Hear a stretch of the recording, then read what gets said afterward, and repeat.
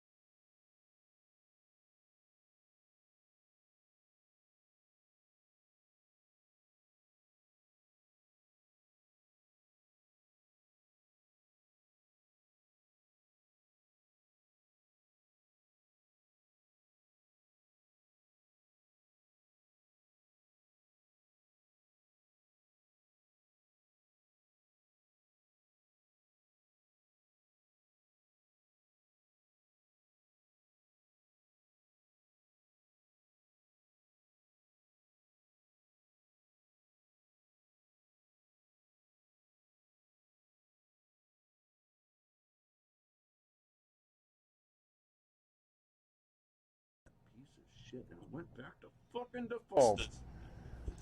There we are. Hello. If you'd like to email us, you can email us at happyjacksrpg@gmail.com. We have a forum, happyjacksforum.com. That's happyjacksforum.com. We're also on the social meteors, Twitter, Instagram, Facebook, MeWe, happyjacksrpg, all one word. And if you'd like to watch the show, you can watch the show at 7:12 p.m. Pacific time or 7:02 if you don't mind actually not seeing a stream. On every Friday at happyjacks.org/live. Just to let the people in the chat room know, we've been doing the show since 7:02, and it wasn't until 7:10 that we realized that we were neither streaming nor recording the show. So there you go. And now we're here. We're back. Sorry. Like we never left. Sorry, Canada. Okay, Stork, go ahead and read the email again. Our featured email topic, it's TPK and PC Death from Ryan in Jacksonville. Ahem. Hey all, I'm writing you to talk about a total party kill I had with my group and the feedback I got. For context, we were playing a haunted house scenario where the players were a bard posing as a barbarian, an archer who couldn't shoot sober, a toadman thief, a priest of the god of cheese, and a wizard who specialized in card tricks. Standard group makeup.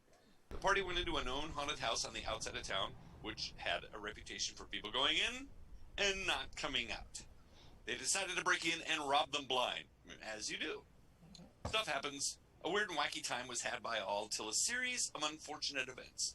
There were a few zombies they were having an easy time with, and they wanted to try out an item they got to see what happened.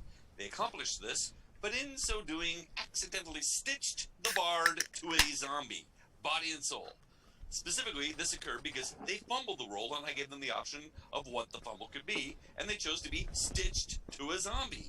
They were having a spiritual tug of war, while the rest of the party finished the rest of the zombie. And the priest, god of cheeses, withdrew to heal himself, and the bard zombie chased because he saw something running.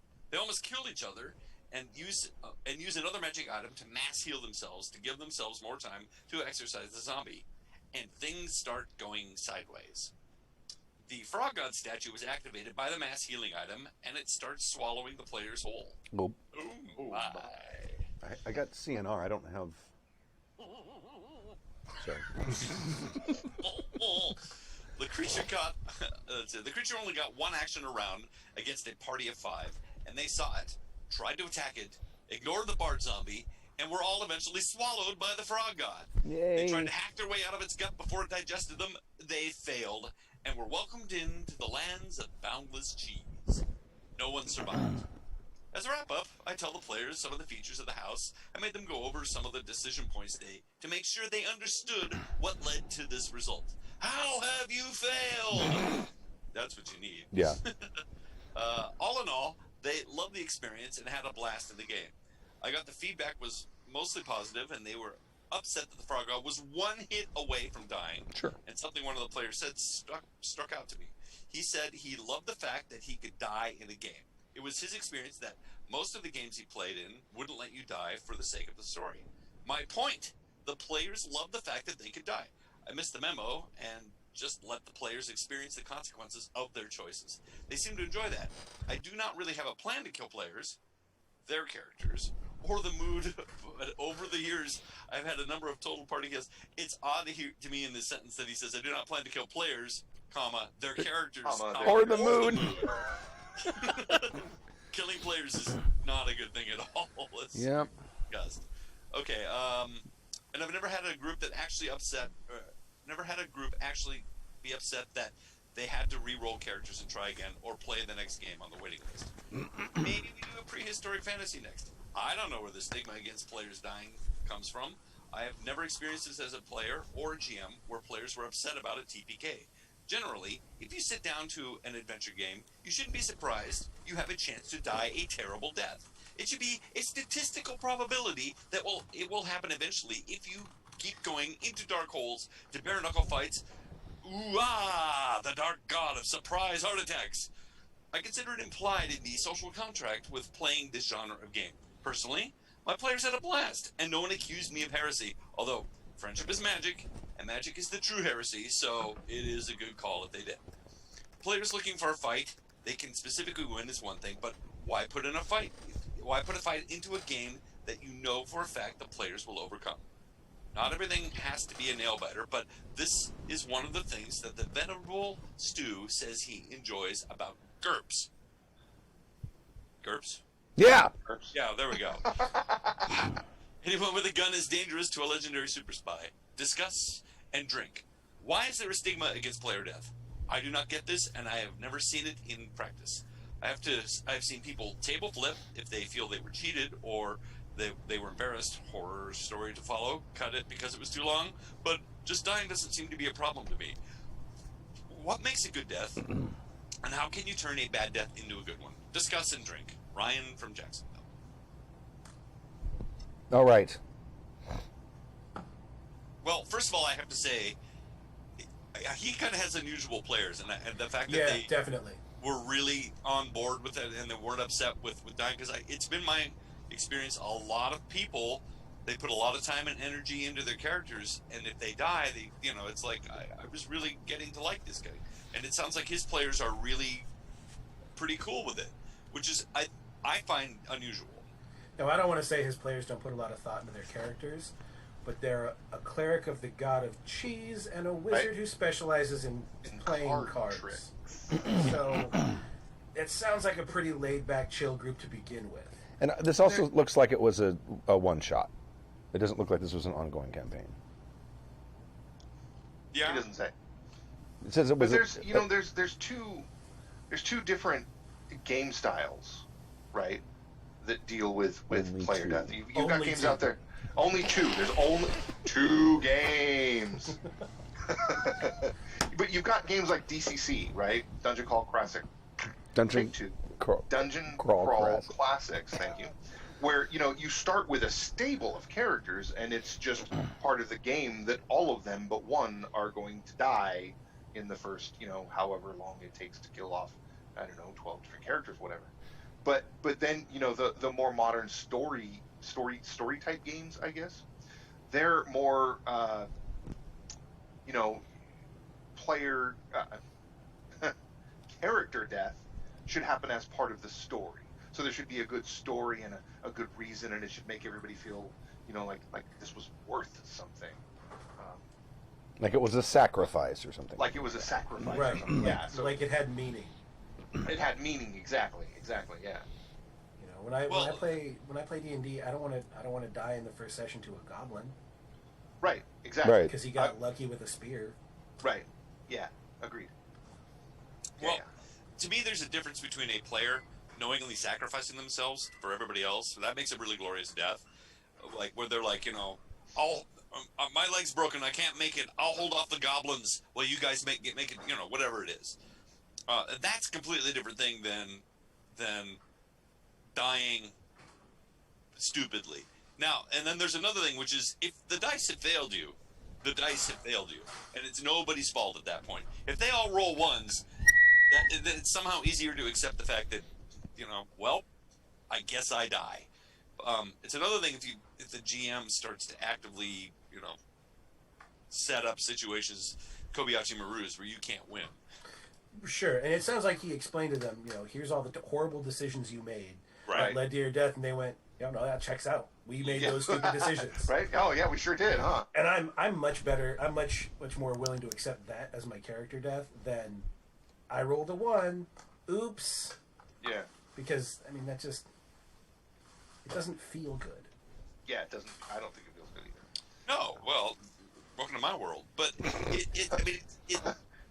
but still, when the randomizer fails you, everybody can see it. They're all looking at it, and they're looking at you, and you're like, I can't hide that. This isn't on me, man. That's on that dice. As much as people like to make it about in a D&D game once, or a Pathfinder game once, because he rolled 4 1s for saves in a row. Oh my god! Consecutively, it was just like. And he was a paladin too. It sucks, but you can't argue with that, and nobody can sit around and go, "You made a bad decision." It's like it's the stupid randomizer. I can tell you that when I go into games, I very much get into my characters, right? Like you can probably within the first 5 or 10 minutes of character generation, you can ask me anything you want to know about my character, and I'll probably have an answer for it because that's the way my head works. I have very strong headcanon about everything I do in the game. So for me, when a character dies, it's there's investment into it. And it's like, oh man, that sucks. Right? That sucks. I put a lot of time and effort and energy into this. Now, that said, if we're playing in a game, if we're playing, I don't know, Swords and Wizardry, where my first level wizard has 1 to 4 hit points, that's kind of expected. I think that's what I'm getting at. Is that's expected at that point. But if I'm playing, D&D 5th edition or any other, more modern game, I put a lot of thought and effort into my characters, and it kind of sucks when they die. It sucks. It's not fun. I think dying to like a random encounter that has little to do with the story just feels like you as a player have failed. Yeah. It's like losing in the first round of Mortal Kombat versus on the last boss. You're like, I did these great things, and that guy was really difficult, and that's why I died. Not, I died because I suck. Yeah, I don't know how to mash buttons. Right. We can all agree that dying sucks. Maybe there's degrees of it. Other than self-sacrifice, where you go out in a blaze of glory, and you make the decision, there's degrees of how frustrating it is to die. Failing with dice is really frustrating. But worse yet, I think, is when you make a series of really stupid decisions and let your party down, and you die because and got the rest of the party killed because you screwed up. That right, like if you go down one hall when the rest of the party is already going down another one to a 5-hour combat. We lived. Nobody died. We were fine. No one can die in 4th edition. On the flip side, sometimes you make decisions that are going to lead to your character's death. I was playing effectively we were playing Dark Sun characters in 2nd edition AD&D that spell jammed to Forgotten Realms, and yes, I know you can't do that, but it happened anyway. And I was playing you can do anything you want. Well, true, yeah, but by the rules, there's they don't work that way. Anyway, I don't know. Long story short, I was playing a half giant with almost maxed out naturally rolled stats. And the GM had this gigantic, huge, monstrous bear. Did you roll them at home? Did you roll the stats at home? But I rolled them in front of the other players. But your mom was there and witnessed it, and she wrote a letter saying that. My mom saw I rolled an 18-0 for strength, guys. My mom knows the public, and she notified this, and here's my character. I have a story about gaming with my mom. It's actually funny, but I'll digress for a second. I got a story about gaming with your mom, too. Hey, yeah. Glaring at you now. Fuck you, Shorzy. I've missed you, Tim. I know. So aim better. Go. So anyway, giant, monstrous, half giant. I'm wielding two-handed swords, one in each hand, and there's this giant monster bear, and I decided I wanted its skin for a cloak, so I didn't want to use my swords. So I stood up and I pantomimed reaching for my swords, and then I went, cracked my knuckles, and then put up my dukes. And I fought this giant bear as a half giant to within one of my own hit points. And I actually wound up winning, but at that point, if I would have died, I loved that character, but if I would have died, I would have said, you know what, that was my own dumb fault, I did a dumb thing, and that was to quote this email, a good death. That would have been a good death, even though I did a stupid thing, right? So there is that too. That was epic, though. That's almost self-sacrifice there. It was crazy epic, and I wore that cloak everywhere. I mean, my character. Sure. It's awesome. I do have a problem with GMs that are so inflexible, though. I mean, if you have a habit of TPKing, maybe you ought to think about your character or your designs of your game design and game balance, because TPKs shouldn't always. I mean, they're a possibility, but they shouldn't happen on a regular basis. It should be the exception and not the rule. Unless that's your group, unless that's the social contract that your group plays under. If you're a GM that is repeatedly TPKing parties, I'm going to say it, you're a bad GM. Or you're a super adversarial GM, which is, in my opinion, a bad GM. I've had GMs where every enemy that we faced was super brilliant at tactics, and it's like, these are kobolds. These should not be super brilliant at tactics. They have like an int of 6. We should be able to outsmart them.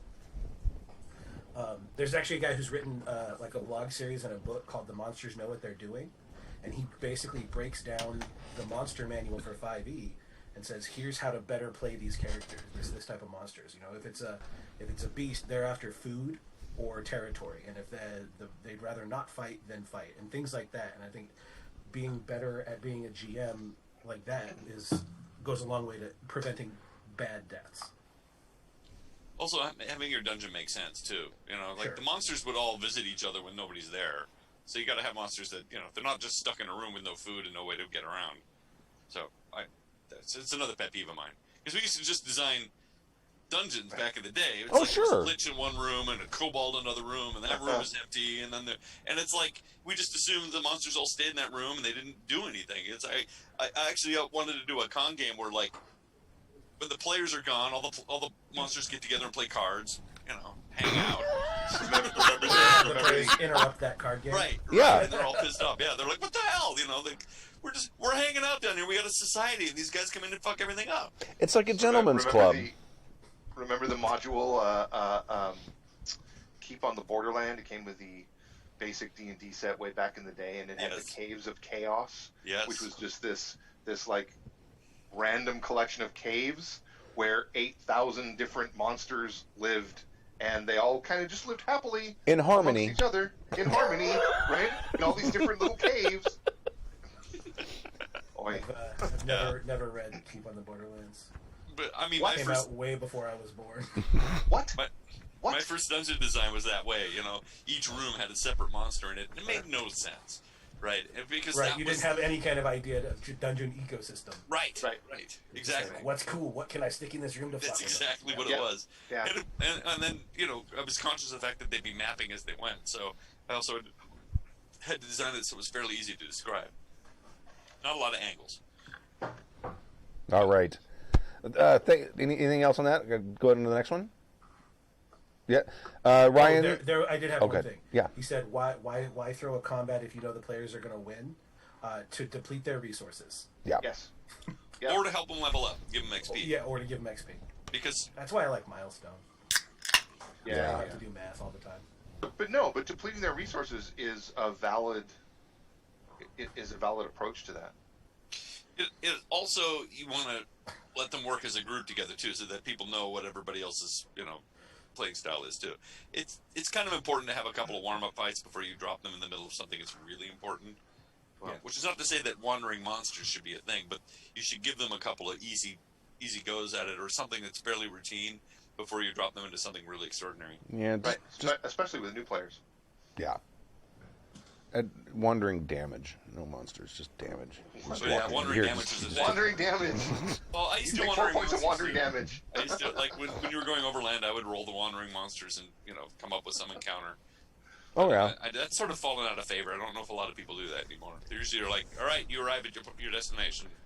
Well, I'm sure in a more sort of traditional D&D game where people are very dutifully keeping track of how many XP they have, that they would be delighted to have an additional bugbear to chase down and kill on occasion. So, all right, Ryan from Jacksonville. Sorry about the burp there, Canada.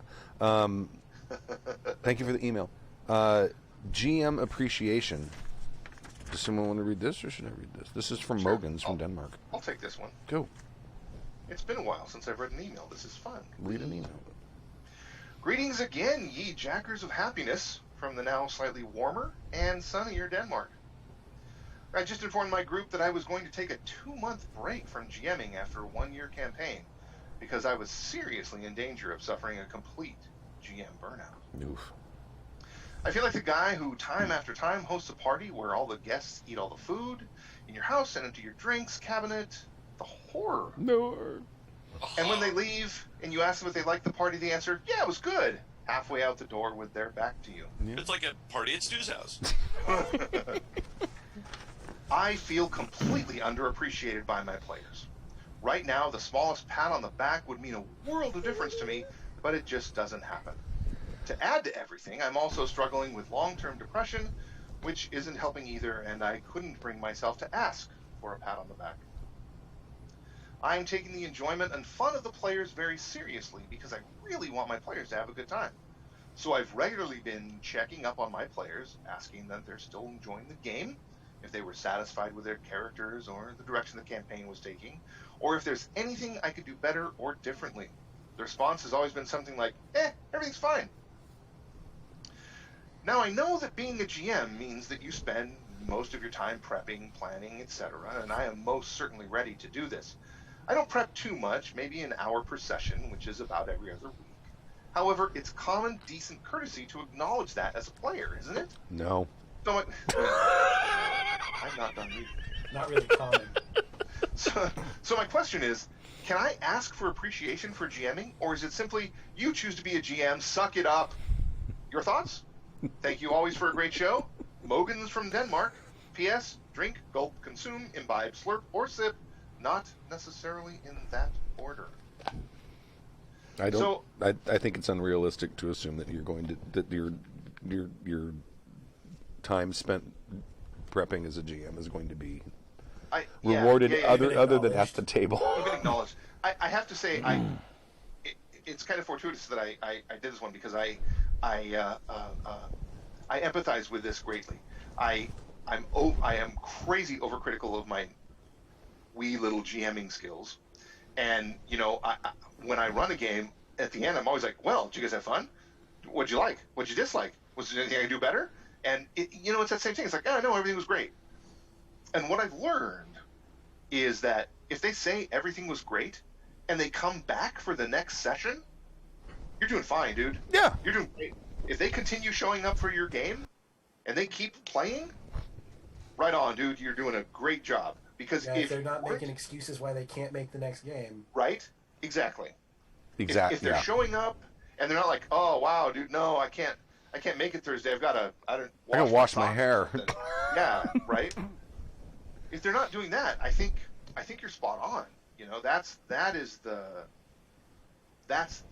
pat on the back. And that's the best you're going to get. I mean, it's like my kids, they don't thank me for disciplining them when they do something dumb.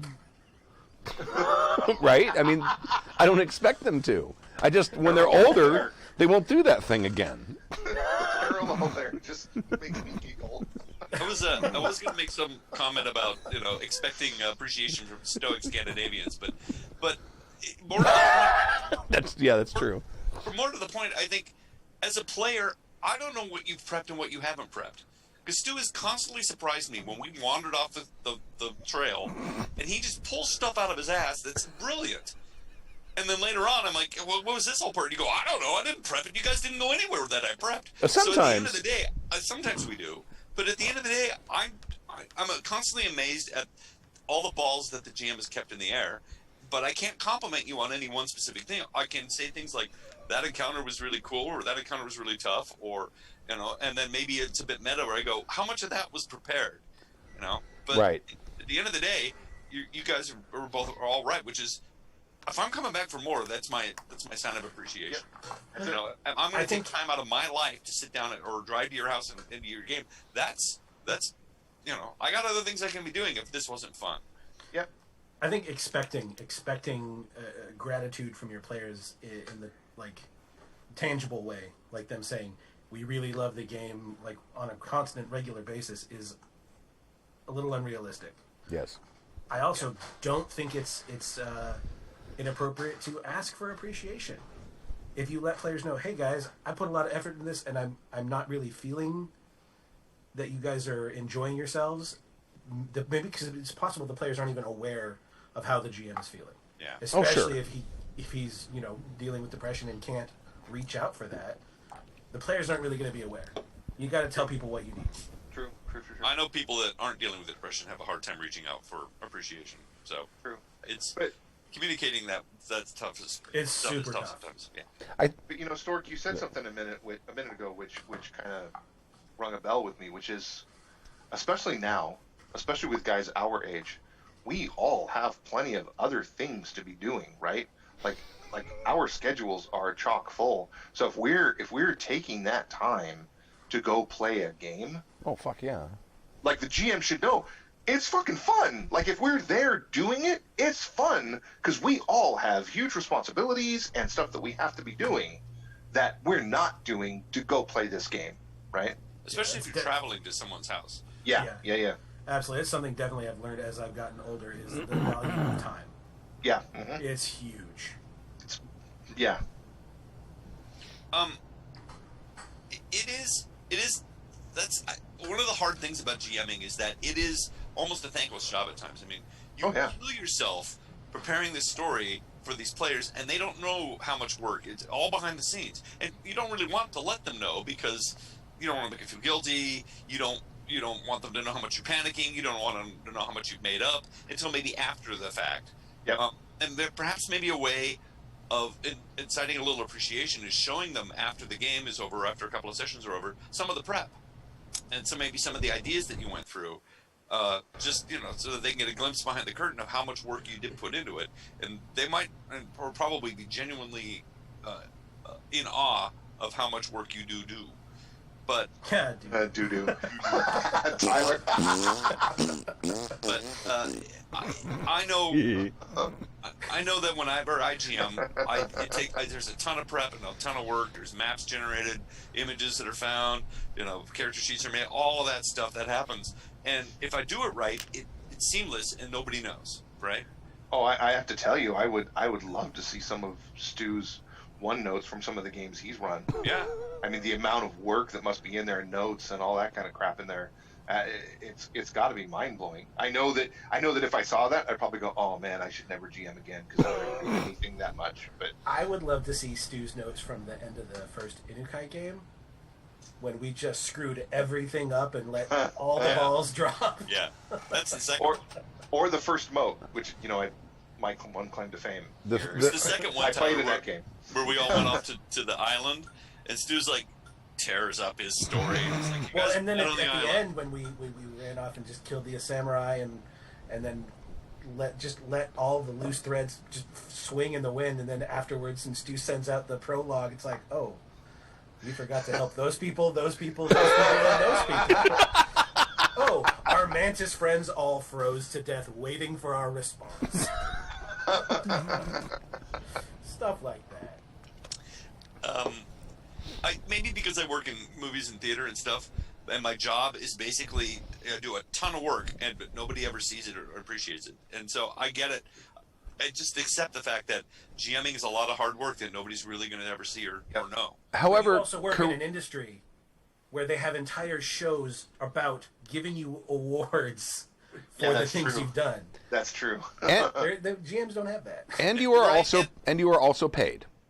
Yes. which is its Well, own there form is- of appreciation. That is a damn good fact right there. That's yeah. the biggest form of appreciation. Not good enough for you. Yes. And I'm going to there give is you a money to do this.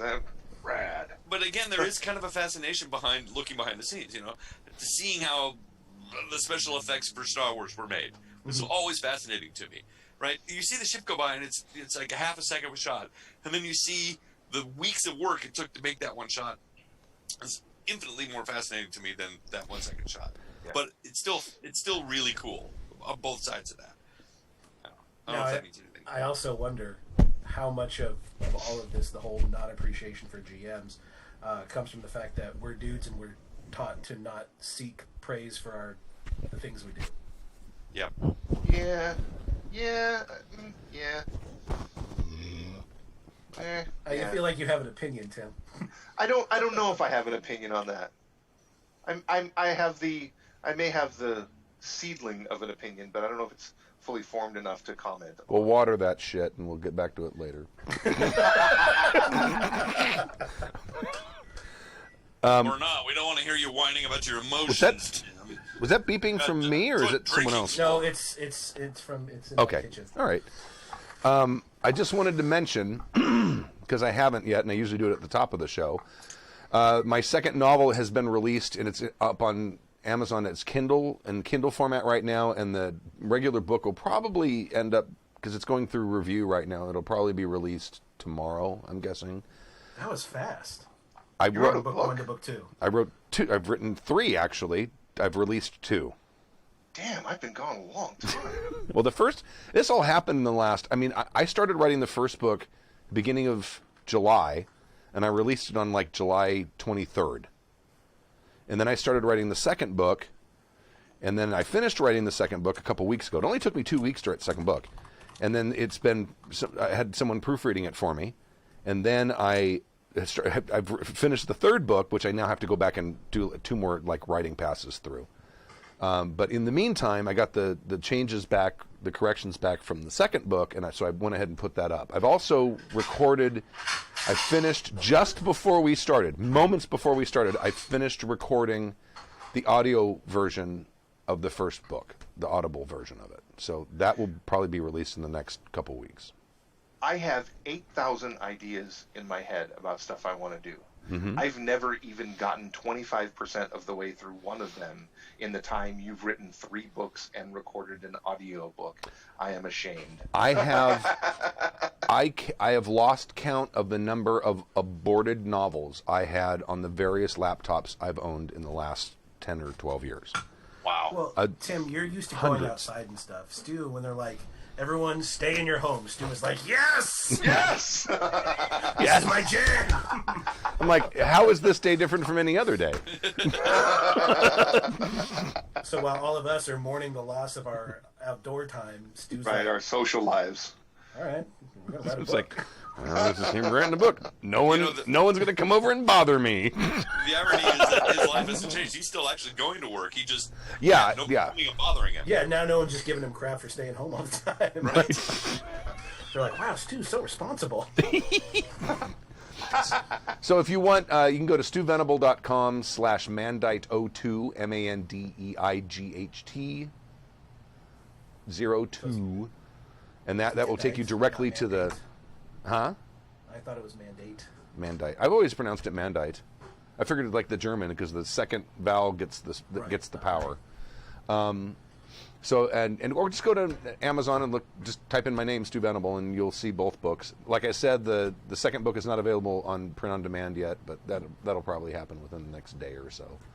And I even have the cover and everything for the third book ready. I haven't started out writing the Congratulations, fourth dude. book. That's So- That's rad. impressive as hell. That is impressive as hell. And the Well early done. readers of the second book tell me it's better than the first. So, which I'm thankful for, because Good. I would hope Well that done. every book is better than the previous one. I mean, No, unless, seriously, you're, no. unless you're Harper Lee and only write one book and it's pretty much the greatest American novel ever, then yeah, I mean, Right. everybody gets better as they write. Harper Lee wrote a second book. Yes, but it was never really released, and so Well, like they recently did. It's called Go Set a Watchman. yeah. But she never Not it was never as published good. in her lifetime. No, it was never published in her lifetime, and it was never But so it because doesn't really count. she knew. She's like, oh, To Kill a Mockingbird. I can't touch Right. that now. Right? Peaked. Peaked. All right. Peaked, but at least kids in high school will be forced to read it for years. For years and years and years. Or at least watch the movie. As they should. Was it Charles Schultz when they first showed the Charlie Brown Christmas special? Got tanked in the back of the room. Was like, it's gonna air for 100 years. And he was probably right. Was that a real story or was that like a Family Guy? Because I can totally see that as a Family Guy moment. It's not a Family Guy thing, but it's probably an urban legend. It's just like Charles Schultz. All right. X cards, lines, and veils, etc. from Axel. Who would like to read that? Or should I read that? Or should I read the GURPS horror story? Should that be my penance? I don't want to force you to read the GURPS horror story. I'll read the GURPS horror story. All right, then I'll read this one. X cards, lines, and veils from Axel. Dear Happy Jacks crew, thanks for keeping things together in these crazy times, and also thanks for sticking with your unfiltered and unedited approach. So helpful for all kinds of ideas in RPGing and Corona weirdness. Now, I live in a rural area in Europe. Most gamers that I know are pretty old school, and none have really considered discussing boundaries in games or how to define the no-go areas in games. Can you share some ideas on how to best introduce the concept of safety mechanisms to a group that is totally oblivious to their existence, and how to introduce them to how this works? I'm prepping to run a VTM, Vampire the Masquerade, 20th Anniversary Edition, where NPCs modeled after Albert and Scully and the old island gang might make up the Primogen Council, which I think is a perfect place to introduce this. From the UK, Axel. We actually talked about this a couple of episodes ago, Stu, and you had some really good insight. Well, no, this is like introducing it to a group that's never used them before. Well, yeah, that's true. And I mean, you're playing Vampire. Vampire is one of those games where you might want to have safety tools. I mean, it really depends on your group. Does every group need safety tools? I don't know. I mean, we got along without them for a long time. Right. And I mean, and that's not to say that we didn't cause, severe psychic damage to each other in the process. But I don't know. I don't know if every group needs them. I mean, if the GM thinks they need them, then maybe the GM needs them, and maybe then that you should probably introduce them. So, Stu, I guess, yeah. My internet has been broken for the last 4 years, so I haven't been able to catch a single AP from the show here. Mm-hmm. So, are those used in the shows that we AP? Yes. The shows that I'm specifically running, Vampire, we don't really deal with it because everyone knows that they're playing a frickin' monster. So I'm pretty good at like kind of glossing over the horrific shit. Sure. We do have one. We do use. Well, we actually had physical X cards. I made X cards that had like little eldritch symbols on them, little Lovecraftian symbols on them. Oh, and everyone had one in front of them, and it got used a couple times. We also had lines and veils for that as well. So I had people put in stuff they didn't want to visit within the game, and I told everyone up front, I want to run a sort of old school Call of Cthulhu game the way it's meant to be run. I want it to be dark, and I want it to be Mm-hmm.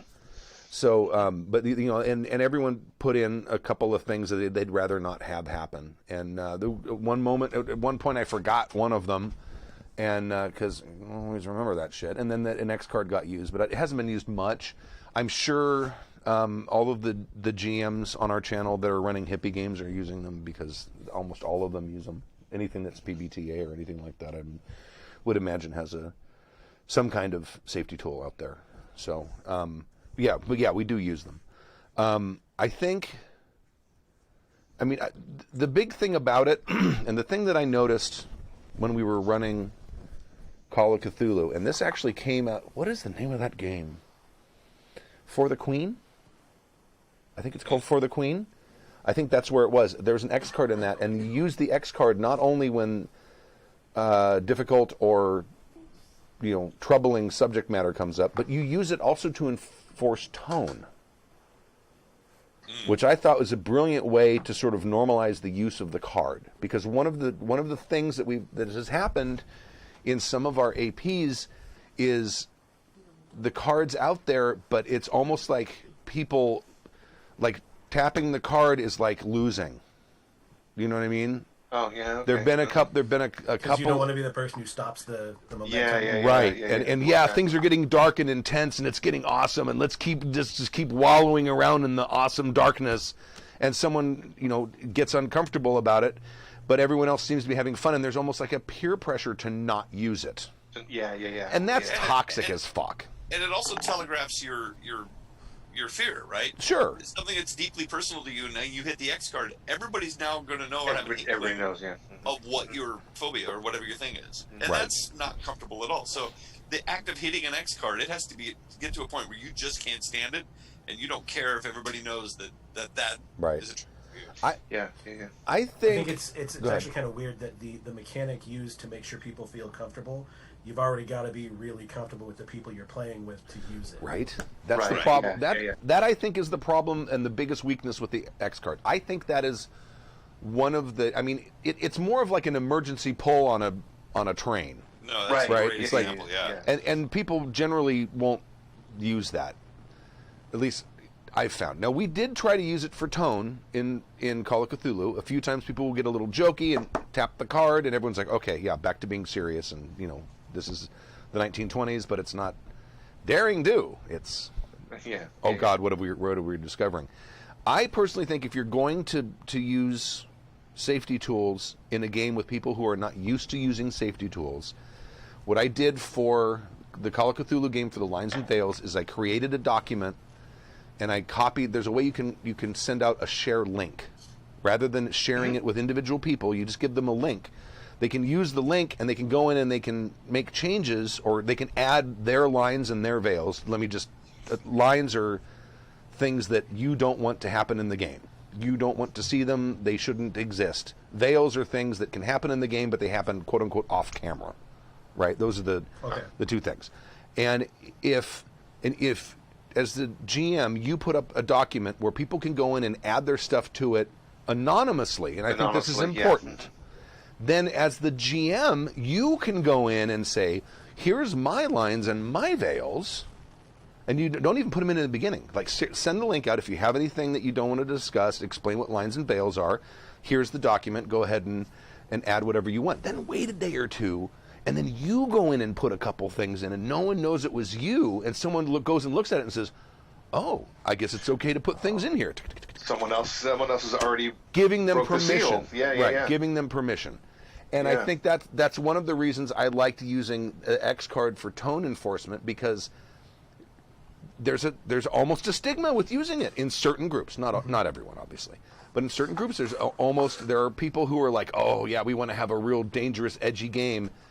Well, at some point, someone's going to feel the peer pressure not to use that. So I think, but I think with the group you're talking about, starting with Lines and Veils, I think is a pretty easy thing to start with, and there's a way you can kind of make it acceptable and normalized so that no one is going to be bothered by it, because you're always going to have those assholes who are like, I don't want to use my game, you know what I mean? Those assholes. But and the other thing is, obviously right now with virtual it's much easier, but there's a safety tool that I think was called the Open Door, I think was the name of it, I don't remember. But it's basically something happening in the game that you have a problem with, you get up and you leave. No one asks questions, no one pressures you to stay. If you're in the middle of combat, you just kind of pretend the character's not there, or whatever you have to do, until they feel comfortable coming back. And that's something that you would announce before the game. Certainly that's very easy to do. It's really easy to say, oh, you know what? I got to go piss. And then mute, take your headphones off and leave. But I think that's also, that to me, but that and Lines and Veils, I think are the two things that are probably going to be your best bets. I can't think of anything. I mean, what you say is great to set it up ahead of time, right? It's like these are the parameters we're playing with. If you guys have any problems, put them down, and then we will work within those. For anything that's an immediate trigger, let's say something happens in the game for whatever reason that isn't, or people forgot to put down on their Lines of Veils, it's hard to have an immediate stop game break. The only thing I can think of is if you set up something like a Slack and you can Slack the GM, and again, you're going to out yourself, and you Slack the GM and go, please stop, I can't take this, you need to change it. And that way, at least you're telling the GM, and you're not telling the rest of the players. But there needs to be that tool there available, just in case something goes off the rails that you guys haven't addressed ahead of time. Well, the chat room is mentioning something that I think I've mentioned before as well, and that is having some way that players can indetectably notify the GM that the X card has been touched. Right. See, that's the thing there is when you can notify the GM without alerting any of the other players. Right.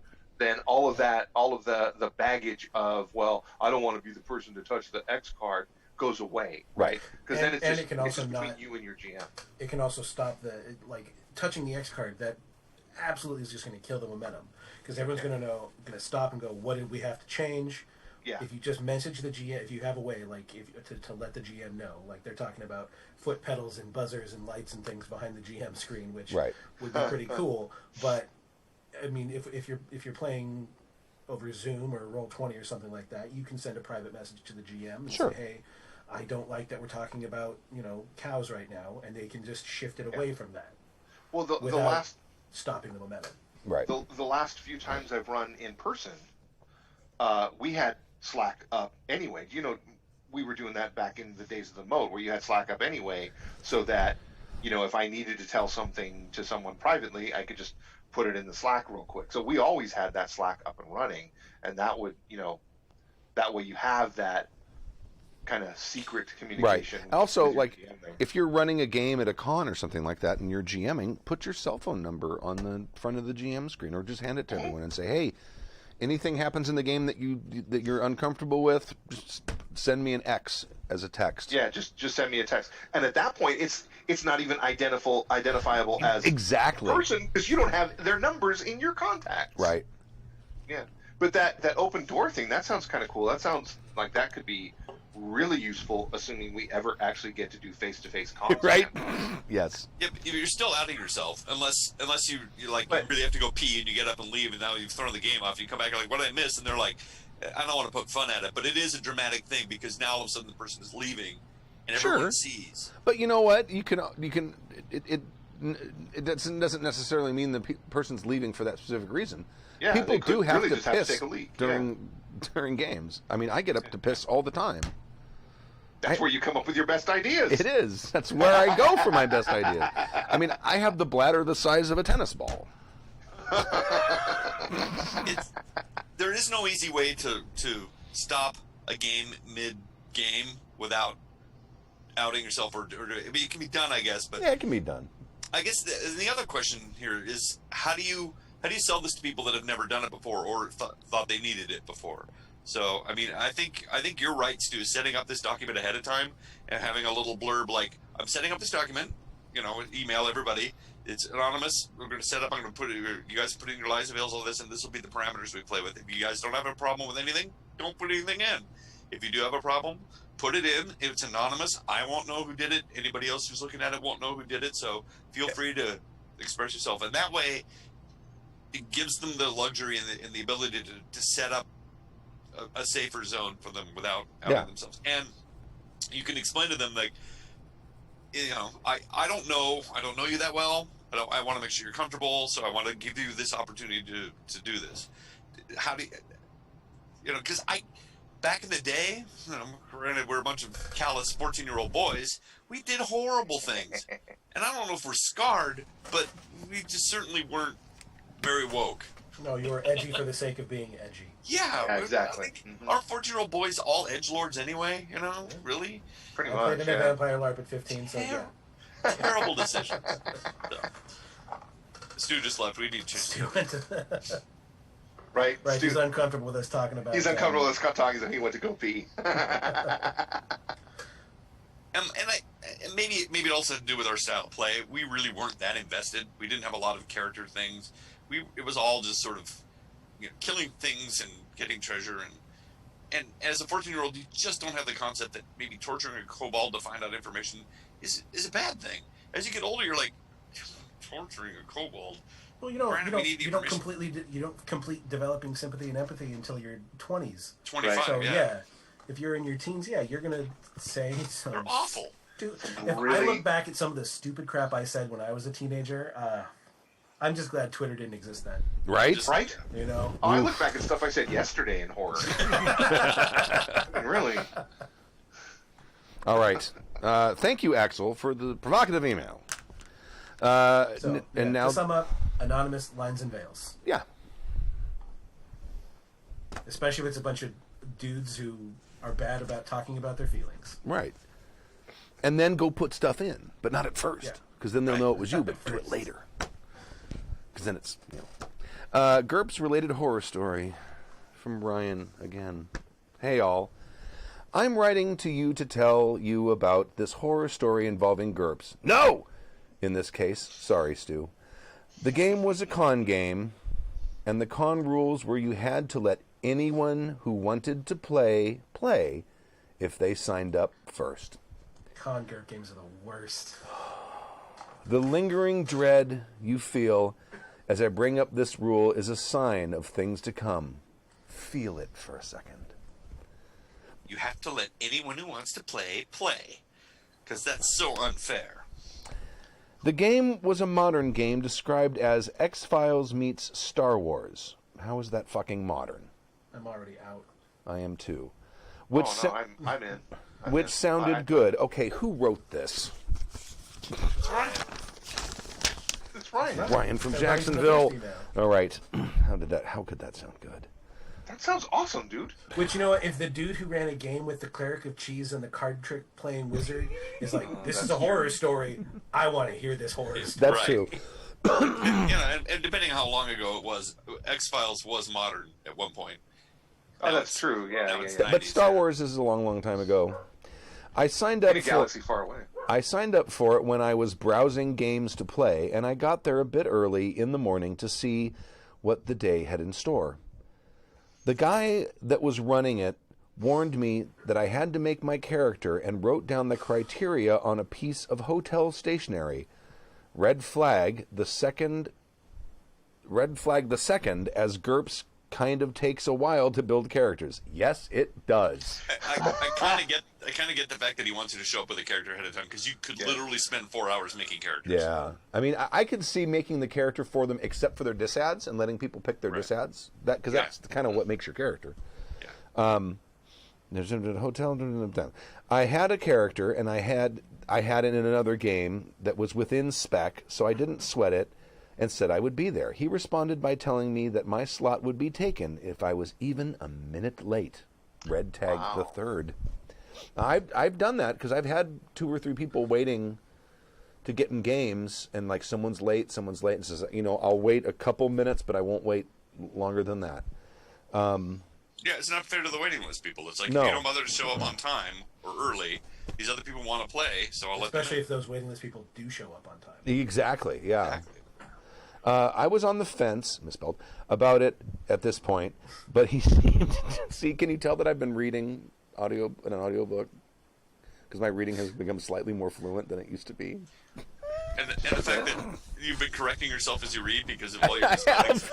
I've been finding so many typos. But he seemed like an okay guy who was just a bit high-strung. Decided to give him the benefit of the doubt, and boy was I wrong. Drink. This game gets rough real quick. I will drink. I love a good horse. I'll be right back. Even I know how this ends. I know you got triggered. We were people who were dealing with aliens who abducted people, cloned them, and used the clones for various evil purposes. They could only use the original biological material to make the clone. So they had to keep taking people in order to keep the clones flowing. The clones could be programmed at creation to think or do anything the brewer, they made them in beer vats, had planted in them. So there was a seemingly interesting paranoia subplot of anyone could be replaced by a clone and be turned against you at any point. Seemed like a good setup, so I was down. I missed the hidden 4th red flag here. Can you see it? Was it the beer vats? I'm thinking it's the beer vats. No, the clones could be programmed at creation to think or do anything the brewer, the GM had planted in them. Oh. Yeah, so he's about to start telling people how to play their characters. Oh, boy. Yeah, he totally is. Shit. And I haven't read forward yet. That's just Okay. The game started with with us all riding in a car, and I'm turned into a clone within the first 5 minutes of the game when the rest of the PCs went to the bathroom at the first road stop we got to. Why didn't you go to the bathroom too? It's your fault. You made a bad choice. Because he was okay with the story up to that point. I can hold it till the next one. You should go now. Someone had to stay with the car, so the car didn't get turned into a clone. Right? The cloned cars are horrible. The GM, also, T.O., not T.O., the GM asks if I still wanted to play. I'm sorry for doing that. It's just, I noticed this stuff now that I just read 235 pages of shit. I'm a little punchy. I don't know if you can tell. The GM asked if I still wanted to play because my character is basically mind controlled at this point. Against my better judgment, I said something to the effect of just give me a list of directives to do and I will play the sleeper agent so I can actually play the frickin' game. I put the frickin' in myself. He scribbled some stuff on a piece of paper and gave it to me, but it didn't matter because he narrated everything my character did whenever it came up anyway. That is a super exciting way to spend half your day at a con. Right? Oh, yeah. yay. Yeah, you're going to get to play 2, maybe 3 games a day, and one of them is this. I get to watch while someone else runs my character for me. Let me just say, can't blame GURPS. So far, I see nothing that is system specific. Yeah, this isn't a GURPS horror story. It's a horror story that involves GURPS. It's just a horror story, yeah, just in general. I only stayed for about half an hour. The thing that got me to leave was not the complete lack of control of my character, but the things that he had my character do. Oh, God. I should have reread this. The first thing I was to do was kidnap a woman I didn't know, but I had a name on a piece of paper. So I tried to go to the phone book and look up this person, set in the 1990s, to be told I knew where she was so my character would never do that. That's awesome. Cool. Where is the location of the target, I ask? He replies, doesn't matter. You can't get to her yet. You've got to wait till dark. Oh my God. Makes sense, I guess. So I go with the rest of the gang till I can sneak off. We're all getting angry just listening to this. I'm watching Tyler's body language is getting, and Tim's eyes are getting wider and wider. I know, and I'm like, I've already read this and went through the anger part, and I'm like, this is just awful. It gets worse. Jess in chat has the best response to this so far. She says, "That's when you need to put on your big girl thong, pull out a hammer, and end some people." Yeah. All right. The rest of the gang till I can sneak off. I say, and he says, no, you are going to fake a stomach bug and go wait in the bathroom till it's time to go get her. I watch them play. See, now I think the GM at this point is assuming he's going to try to subvert the instructions that he's been giving him. I think that's what's going on here. I think there is a lack of trust between the GM and this player playing this character. Because I've had players in various circumstances where they have been their brains have been subverted in one way or another, and I just let them play their characters. You know, all I will do is say, okay, this is the reality that you perceive now, or these are your goals. Go, and then just leave it to them. This guy couldn't do that. Years ago at Gen Con SoCal, I was when Werewolf of Forsaken was still in playtesting. A GM was working with White Wolf, ran it for a group of us, and we all started out as humans, and then he was making checks for which one of us was going to turn into a werewolf first, and then it happened to my character, and he goes, okay, let me see your character sheet, and I was like, dude, I've been storytelling werewolf for years now. I think I got this, and he goes, all right, and then I ate half the party. Yeah, exactly. And after I killed the first character, the GM was like, oh shit, he does have this. He thought I was going to take it easy on him. I'm like, no. Bathroom after dark, take a drink. The game progresses to a caper the player characters because I was some kind of NPC at this point. We're off chasing down cattle mutilations in a field at night, and I yell, "Ha ha! It is night, so I can actually play." The But the GM wants to finish the scene, which ends the next morning, so I was guaranteed I could do nothing to affect events. Okay, right there is where I got pissed. Yep. It's like, Right. he had this guy in the bathroom, and he's like, okay, so I can do something. No, I just want to end the scene. It's all right, scene's over. And I'm like, He didn't want him in the game. He just didn't want him in the game. Yeah, He's I think he trying figured to out the hook. drive him Yeah. away. He's trying to drive him away. Yeah. I'm convinced now. Finish the scene, back to me. So I was guaranteed I could do nothing to affect events, and comes back to me with some prompting from me. He just says, okay, you take the target, and she gets abducted and cloned after you hurt her. But I did what before the abduction, I say? Oh, yeah, your clone is a sadist. Because you put that in clones. Right? Yeah, that's... You hit that Actually, sadist button. There's a Shaggy Dog story about that, where actually the guy pushes his clone off because it's sadistic. So he's arrested for making a long distance sadistic clone fall. When you're brewing your clone in the beer vat, you just drop some Malort in there, and then they become sadistic. I'm sorry, Tim. I like how can't hard under- Tim is trying to ignore what Stork just said. A long distance obscene clone fall, yeah. Oh my God! All right, where was I? With some party, he just says, "Okay, you take the target, and you hurt her." I do what? Oh yeah, your clone is a sadist, so you're going to rape and torture her before you turn her into your boss. She is going to die anyway, and it doesn't matter what state she ends at, so long as she is biologically alive, since you are harvesting her for genetic material to clone. This guy should never be allowed to run a game at a convention ever again. No, ever. I was at a bit of a loss. So I was like, so do you want me to roll for something here? I hadn't gotten a chance to roll dice yet. So I wanted some sense that I was playing a game, maybe some kind of chance to resist the commands to be a sadist on the seemingly random woman. He said he didn't want to make the other players sit through watching him play through a scene they weren't involved in because it would be boring for them. Well, he was locked in the bathroom, and they went off into cattle mutilation. This has to be intentional. Like, he has to be intentionally trying to drive this player out. Oh, he is. Totally is. But he offered me to add flavor text so the scene by asking if I raped her before I tortured her or vice versa. I responded, I'm out, got my stuff, and walked. Good for you. Also, punch him in the face on the fucking way out. You know what? We're going to call in Heavy Metal Jess with her thong and hammer. She can go, solve this, because that's... Jesus This whole thing is so wrong. That's a GM that needs to meet my good friend, Mr. Aluminum Baseball Bat, because it makes a really satisfying sound when you hit someone's cranium with an aluminum baseball bat. Doom.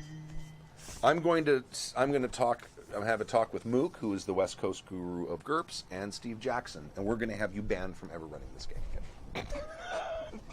Or any game, ever. Or any game, ever. In hindsight, the group played and hung together the entire con. So see, this was their home game. Yeah. So I think they wanted a private game with just their group, and were doing everything they could to make it hard for outsiders to join in.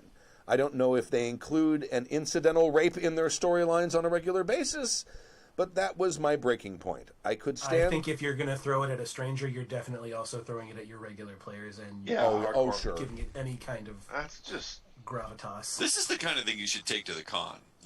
This is what happened, and and these people should be not only banned, but they should be, excoriated in the press or something. If you're running a game that other people can sign up for, because you can go at our cons at GameX, Orcon, and Gateway, you can go in and register a private game where people can't sign up for it, and they'll assign you a space so that you can run the game.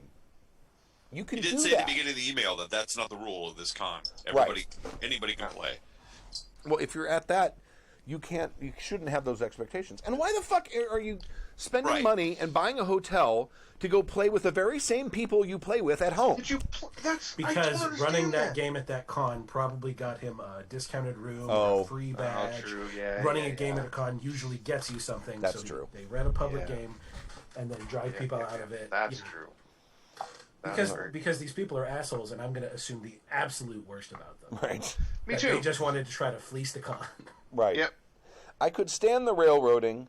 The sudden shift in character priorities can be fun, or working against the group can also be fun in a one-shot, but rape and torture is a no-go for me in games. P.S. There is a panel at the same con where there was a general Q&A with some authors about their books that he hijacked to spend 20 minutes telling about his GURP setting. Really? Learned after... Wait. The so GM. he went to a panel with writers, stood up, ostensibly to ask them a question, and then talked 20 minutes about his game world. I'm going to talk about my GURP setting. This guy is a That's winner. what it sounds like he did. Oh my god. I'm gonna kill him. Learned after I played it that the alien's goal is to abduct enslave. See, there's a lot of edits. Where was the goat? Where's the goat? The goat. The alien's goal was to abduct, enslave, and clone all women in power as a means of global domination. This guy had some issues.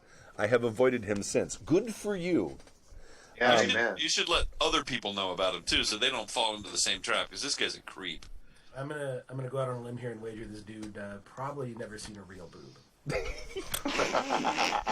I'm gonna go out on a limb and say he has two of his own. Well, I mean,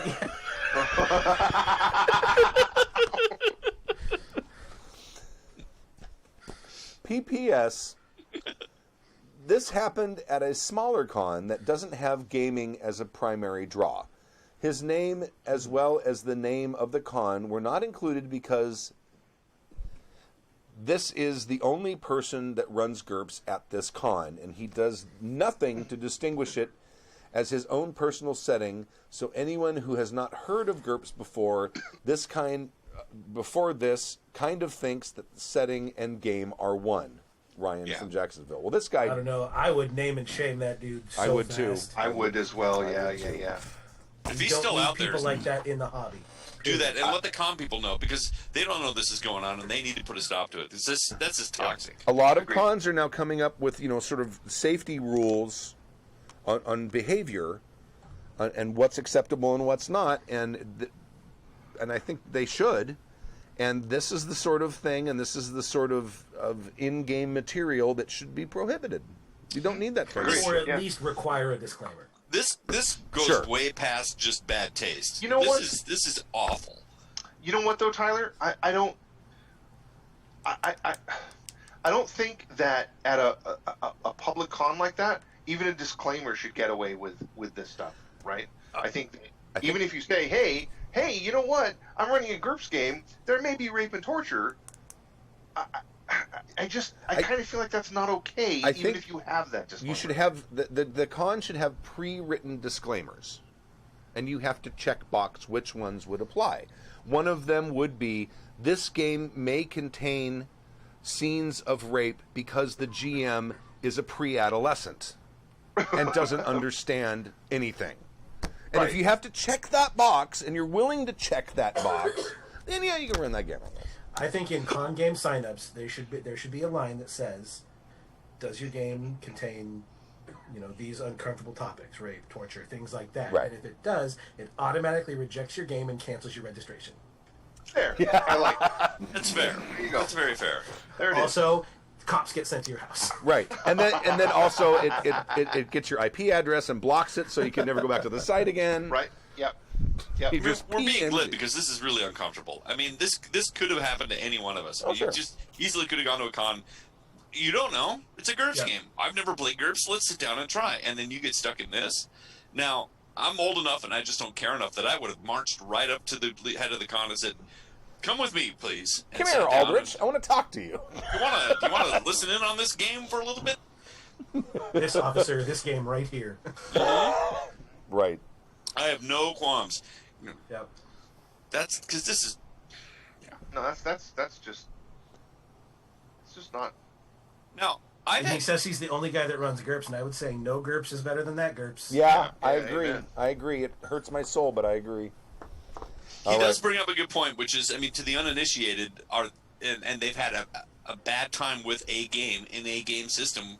They're gonna think to themselves, "Well, I don't like that game because I had a terrible time Right. that game." Next thing you know, everyone thinks GURPS is fatal.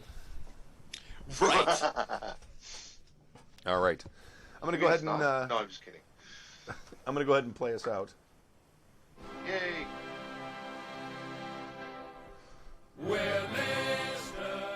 Thank you for joining us for Season 27, Episode 9 of Happy Checks RPG Podcast. My name is Stu. I'm Proby Tim. I'm Stork. I'm Tyler.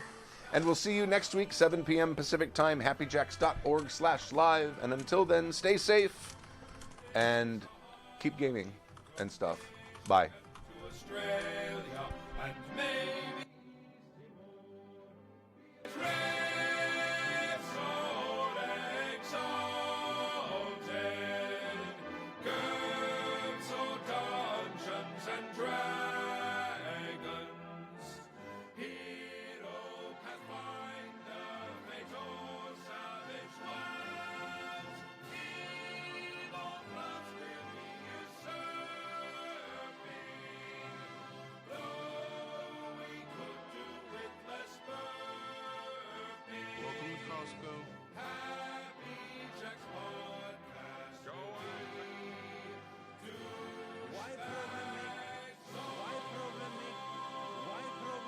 When you no problem have, you don't want to make.